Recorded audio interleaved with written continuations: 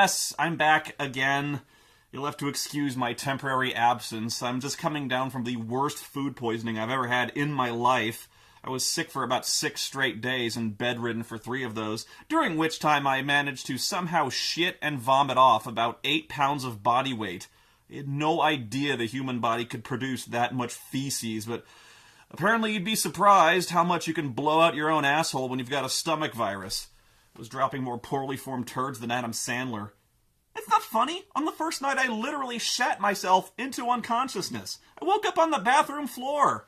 God, can you imagine if that's how I ended up dying? On the fucking toilet with my pants around my ankles? Jeez, the poopy jokes would never end. I'm sure you've got them, though. I'm sure you've all got some diarrhea or toilet joke you're just waiting to bust out on me in the comments section. So go ahead. Post away. I don't care. Let's just see how funny you think it is when you're the one spraying bowlfuls of diarrhea the consistency of Wendy's chili into the fucking toilet for 6 goddamn days. Anyway, as I lay on the bathroom floor, naked, shivering, covered in icy sweat, I discovered something had somehow clogged the toilet. Apparently something had manifested deep within the bowels of my bowels, one of the smelliest, nastiest, hardest pieces of shinola I ever seen in my life. That's when I reached in and discovered this, a movie called Game Over. Of course, I watched it. Little did I know my sickness was only beginning. Just looking at the DVD cover, there are warning signs all over this motherfucker. I mean, we have no chance here. There's the title in the Matrix ripoff font, the whole thing is covered in Matrix code and colored Matrix green, and there's a hot chick in tight Matrix vinyl, who, for some reason, is also not wearing a top. And before you get too excited about that, this woman does not appear topless in the movie. Nobody goes topless in this movie. In fact, this woman does not appear at all in this movie. Control-Alt-Death. Jeez, it's going to be one of those movies, isn't it, where people stare really intently at these monitors that have these scrolling lines of code that don't mean anything, and talk about computers and networks using a lot of techno jargon they don't know what it means, like, they're attacking our subnet! Quick, install more firewalls! Close all our sockets before they upload a Trojan virus! Yo, check this out, guy. This is insanely great. It's got a 28.8 BPS modem. Yeah, I checked IMDb, and I guess it is slightly better than the alternate tagline, Virtual Reality Bites. The back basically confirms the very Matrixy plot, but at least we're comforted with the knowledge this movie stars Walter Koenig with a hose coming out of his neck and Yasmine Bleeth. Hooray.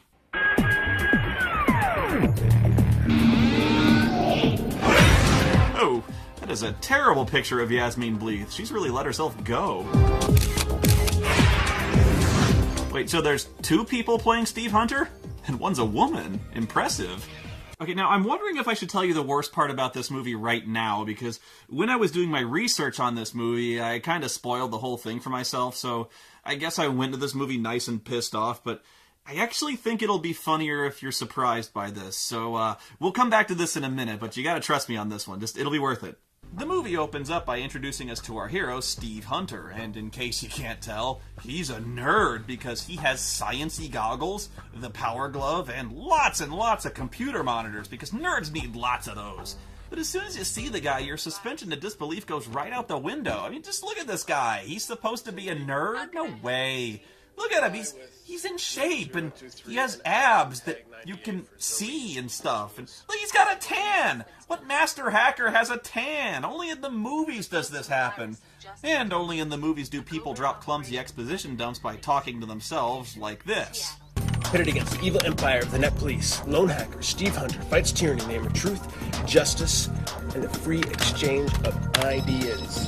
Man, fuck the net police, man! Reviewing is not a crime! Hack the planet! Hack the planet! You have 256 spam messages. Nice. First locate the source of the spam, then use the flotsam virus to redirect all spam to the net police. Hack the planet! What? Holy shit, is this guy serious? He's sending spam email messages to the net police? Dude, I mean, I know what I said before, but come on, man, that's crossing a line. These guys got families, for Christ's sake. Spam? What the fuck is this movie rated? PG-13? Alright, man. Sure you're all wondering why we've recalled everyone to active duty, canceled all vacations.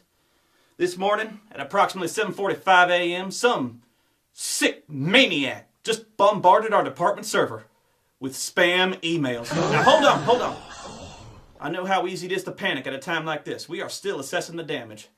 We need to try and put our emotions aside, even though at last count, we were sent over 250 spam emails.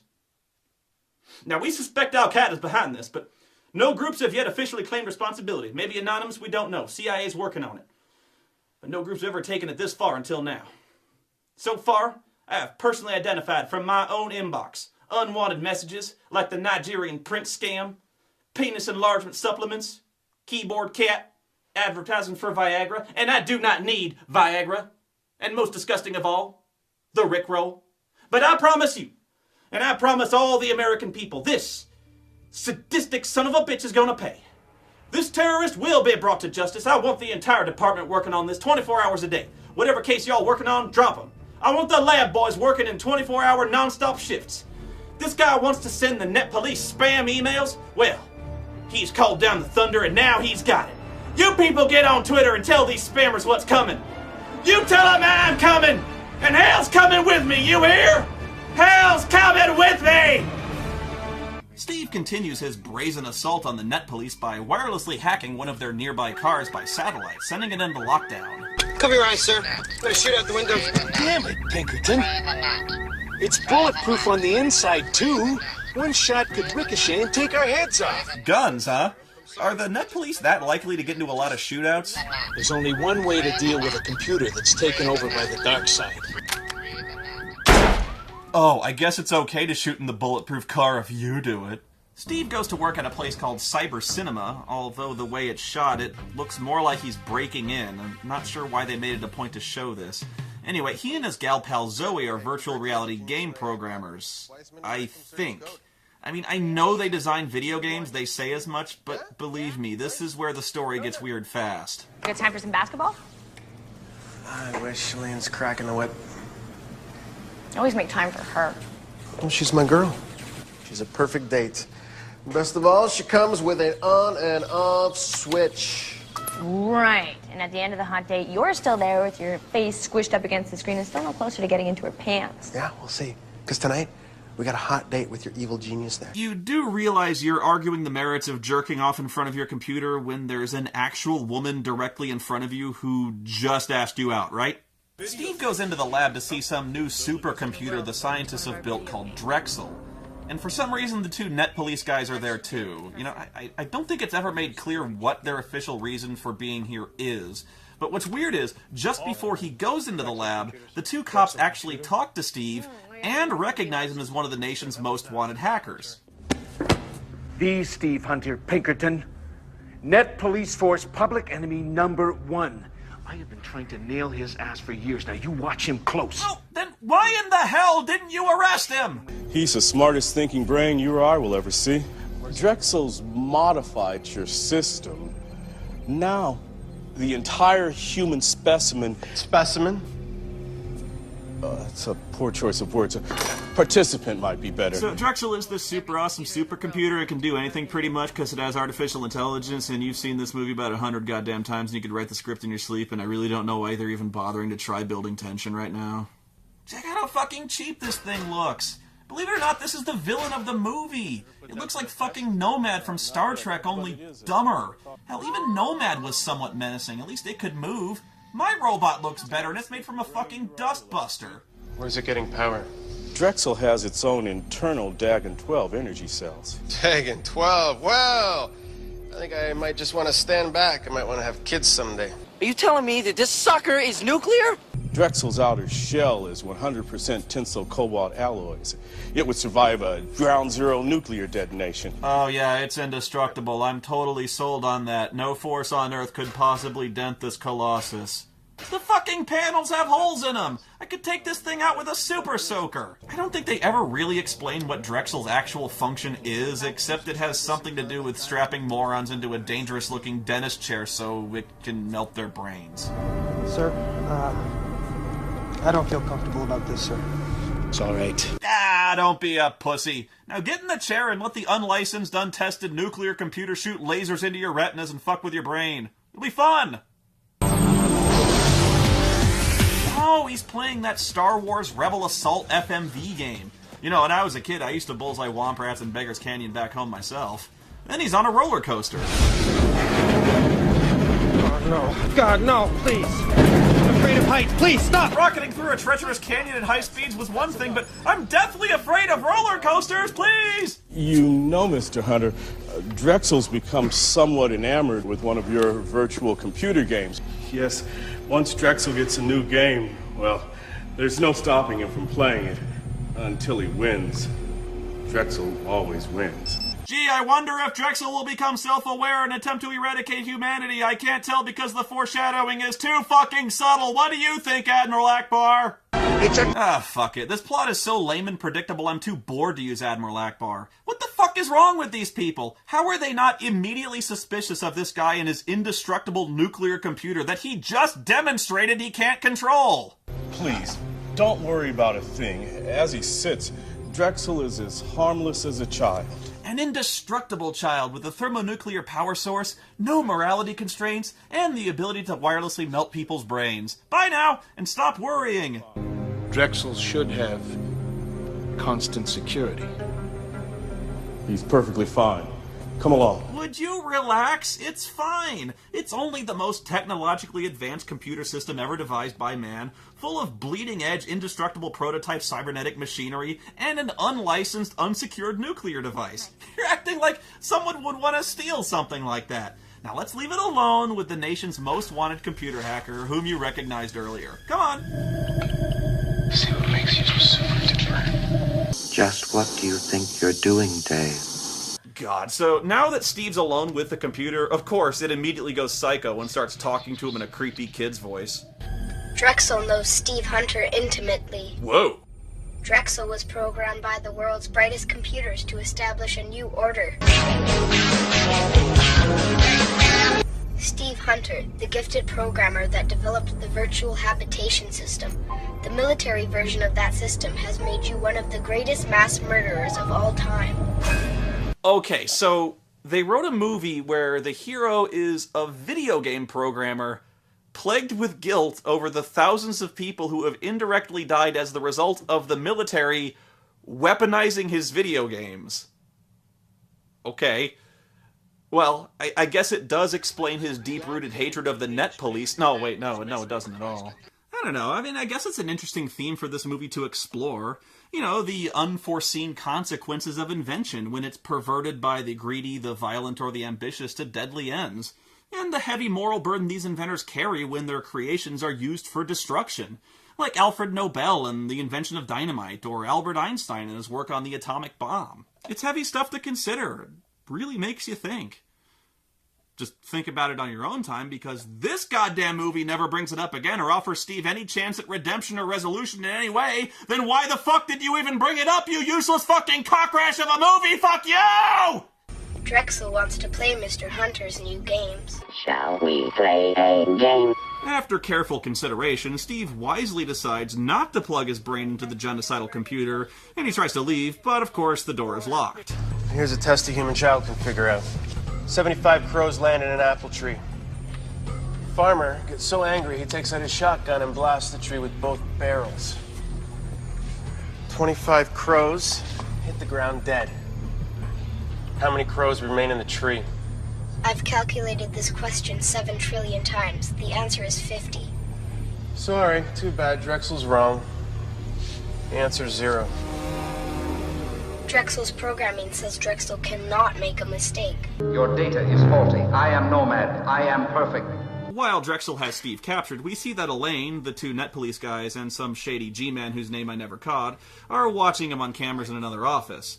Apparently this was all some kind of a setup to get Drexel to play Steve's new prototype video game, and yeah, I know this doesn't make any sense. This movie sucks. What do you want? Somehow, computer games have corrupted his logic circuits. Gaming corrupted a computer. It started with innocent games like Pac-Man and Android Belt. Yes, the gateway games. Precisely. But he soon moved on to the hard stuff. And now Drexel craves the newest and fastest computer games. That's how it starts off, people. It starts off innocent with the gateway games, Asteroids, Q*bert. Then before you know it, you're neck deep in the hard stuff. Super Mario, Double Dragon, Mega Man. Drexel ever figures out Bayou Billy and the world is doomed. And if we don't give him what he wants, he threatens to launch nuclear missiles or send stock prices crashing. Yeah, and why exactly did we give Drexel access to nuclear missiles in the first place? Isn't this a software company? What the fuck is going on? There's no one here to oversee this shit from the government or the military. Besides, I already seen this movie a million fucking times. I saw it in War Games, a far superior movie, by the way. But can't we come up with something new and original for an evil computer to do besides launch nukes and crash the stock market? Something legitimately scary? Guys, please, I'm begging you. He could make Gary Coleman president. Ah! Oh my God! Run! Panic! Every man for himself! Go! Oh my God! Oh my God! Oh my God!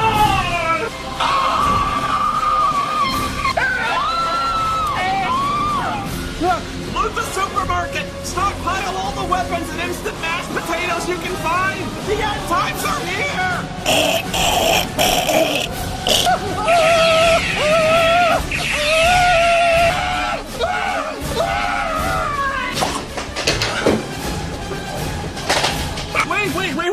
Wait.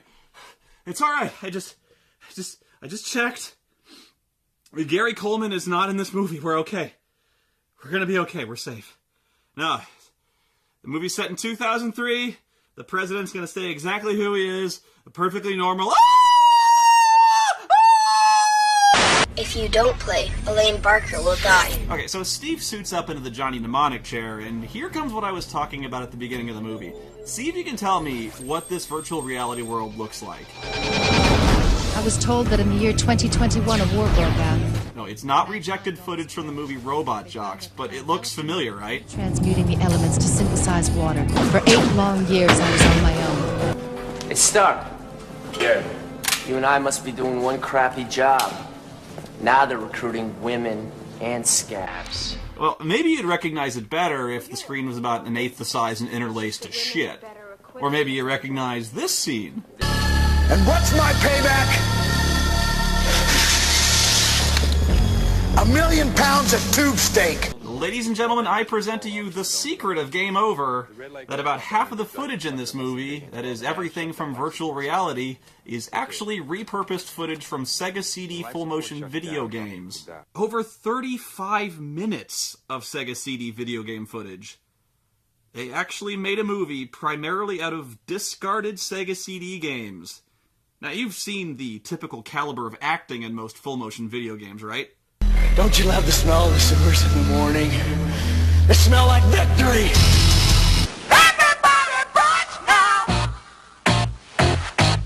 They made a movie out of this.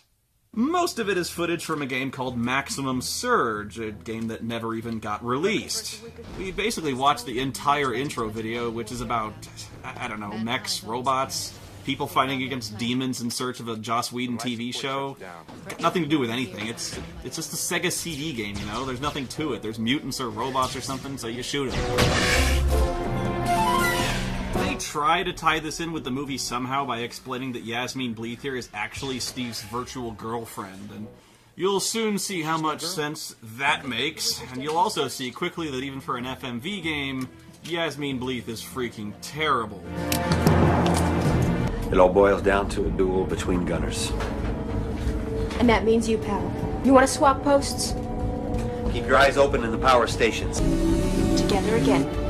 With life as we know it in the balance. So there's a lot of setup for stuff we don't care about and has nothing to do with the main plot, and they ride a laser monorail and tubes come out of a thing, and this guy talks about how he's modified the ship, which is not actually used any time in the movie, and suddenly they appear in Mos Eisley Spaceport.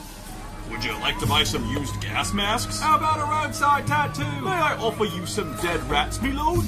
Alright, so they go through the market into this building, and see if you can spot where the bad guy comes from. What was he doing back there? Was he sleeping behind the crates when they walked in? Hey, the position of the crates and the barrels is completely inconsistent between shots. And where'd the other dead body go? I guess it is a video game. Bodies just vanish. Or explode. So they get through to the end and they try to convert the station, which is good because the station does things, when they get jumped by another orc. who can apparently reproduce by mitosis. I really have no idea what's going on now. Drexel takes over a bunch of satellites and starts shooting science beams all over the world, which makes things shake and light fixtures flicker somewhat in some place somewhere. Drexel is converting all digitally stored data into Dagon 12 energy pulses. Ah, that would be terrible probably if I knew what in the hell that was. How the hell can it store that much? Drexel is the first of its kind to convert data directly into holographic plates.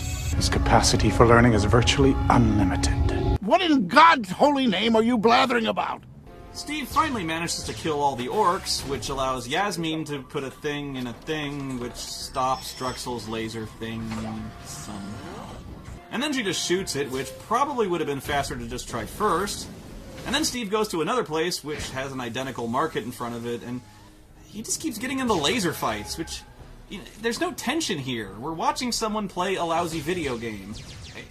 He keeps getting shot, but is he in trouble? How much trouble? Is he close to dying? And if he were, how would we tell? Just how many shots can he take? You know what's worse than playing a shitty Sega CD game? Watching someone else play a shitty Sega CD game. Drexel would actually replace us with androids. Androids with robotic penis hoses. We gotta get Drexel. Word here says the scabs right at Drexel. What can I say? Good job, you guys. Oh man, that guy died, not him! Now he's never gonna be able to explain what was up with that dumbass fist pump thing he just did. Good job, you guys. Godwin's dead, Wolf. He was the control group in my test of maximum surge. You're Dagon 12 at work. Damn, you're ugly. Quite the shock, wouldn't you say? Alright, so let me just get this straight. You give Walter Koenig top billing. Dude's a good actor. Star Trek, Babylon 5, classic actor. And then you proceed to dub over every single one of his lines with some shitty child actor. I mean, look, I know this is not exactly a role with a lot of dignity. It's probably not on Walter's resume. Dude's got a fucking hose coming out of his neck. But come on, guys! You just wasted this dude. Fuck you! Japan has gone dark.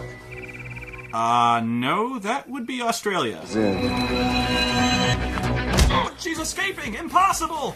If only we police officers were issued some sort of handcuffing device made of metal to more efficiently restrain prisoners' hands. Okay, hold on, Foul! What the hell?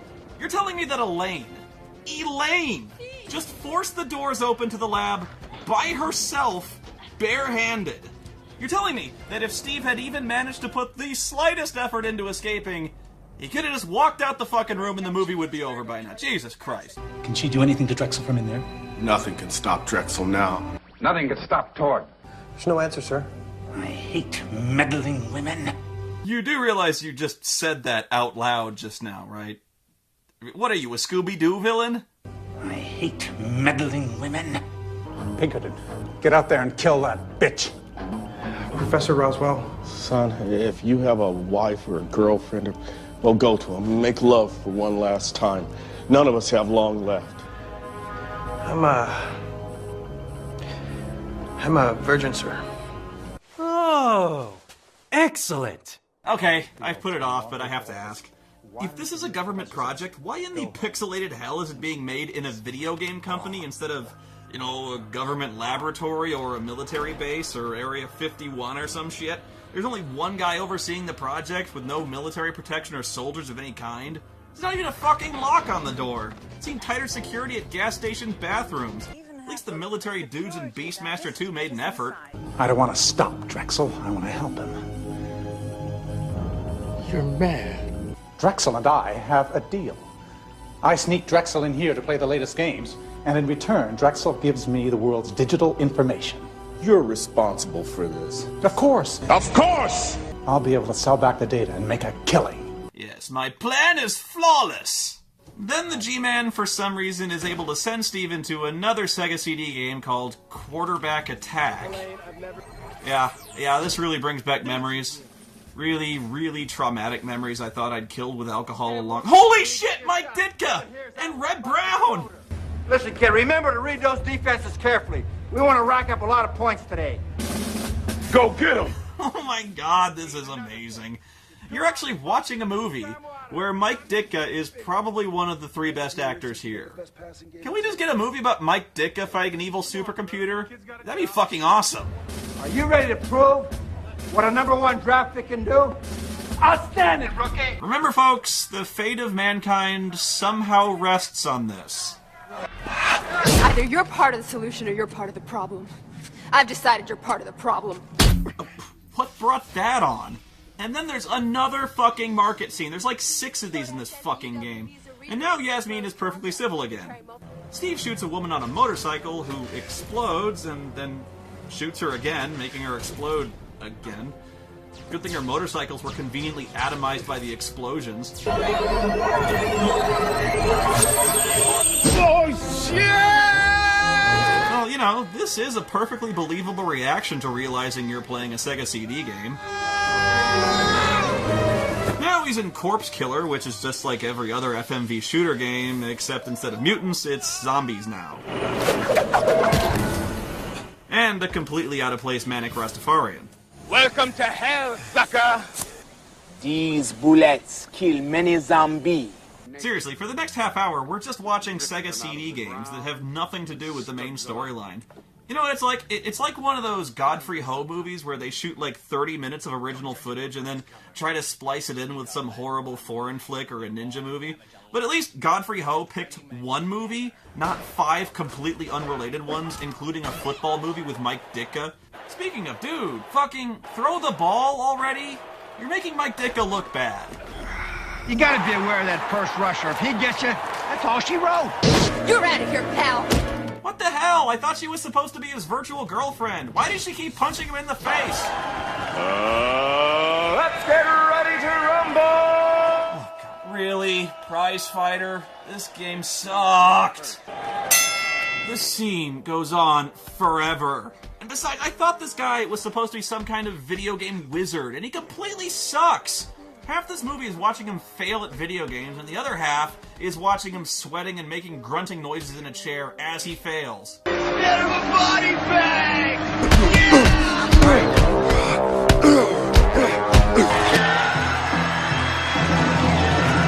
Okay, so the first cop goes into the room to stop Elaine, but in a twist, it turns out he's on her side. Probably because he doesn't want to get nuked or see Gary Coleman become president. So much for Steve's contention that the Net Police is the evil empire, when both of the guys from the Net Police we've seen are stand-up, honorable dudes who both die to protect him. So the cop sacrifices himself, and Elaine manages to shoot the G-Man in the confusion, and put Steve back into the first game for more mutant blasting. Finally, he faces down with Walter Koenig and his child voice actor and his neck hose. You'll get Wolf! Why should he care? Wolf is a simulation. Ah, fuck it.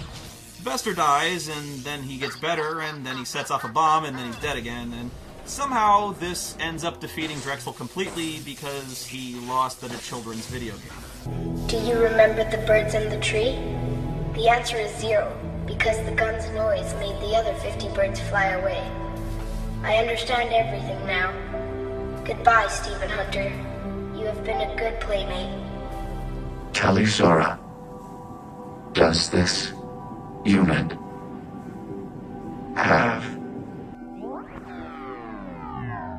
Hey, you think we should call somebody to, I don't know, take care of the dead bodies of the 2 cops? Or the government agent we just killed? Or the supercomputer that nearly destroyed the world and I'm not very convinced is actually dead? This movie is without a doubt the laziest, most slapped-together piece of shit I've ever seen in my life. To recap, this is about a supercomputer who gains sentience and grows so obsessed with crappy video games that he holds the world hostage until some idiot plays them with it. What kind of sense does that make? What lame-ass supervillain creates a virtual world and then forces some hapless dope into playing them until he goes... Wait, hang on. That's an Ankh. That's the symbol of the Avatar, but what's it doing? I was just thinking that I should finish Ultima 9 next, right? I mean, I gotta finish the series eventually, right? God damn, you thought the Sega CD was a pile of shit. That's nothing compared to Ultima 9. It's one of the worst fucking games I ever played in my life. You know, I don't think I've ever been as mad at a video game as I was with Ultima 9. guess I've been putting it off, right? Well, I guess I can get to it. Dude, could you roll the credits for me? Thanks. God, my head.